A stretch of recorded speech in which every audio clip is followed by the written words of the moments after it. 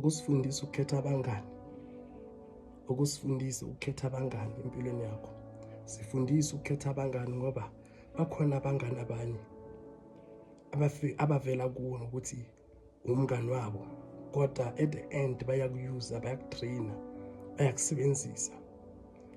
Kusho ukuthi ngesinye isikhathi must be aware, ngesinye isikhathi uzokhona ukubona abantu abakuthandayo kwiqiniso, abangani bakho beqiniso. Like if ustruggle financially, okuzame lokhu ngokuthi ubacele something, uyazi kahle ukuthi unakho, ubacela, ubuke ukuthi kahle kahle abantu abathembekayo, ama-true friends, abantu banjani. Uzobona lapho ukuthi lona nalona umngani wami weqiniso. When days are dark, friends are few.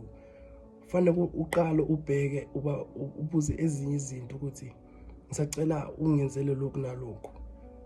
Once waqala wakunika ama-excuses, you must also know that ukuthi lo muntu asiyena umngani wakho, umuntu okusebenzisayo kuphela. Ngiyabonga.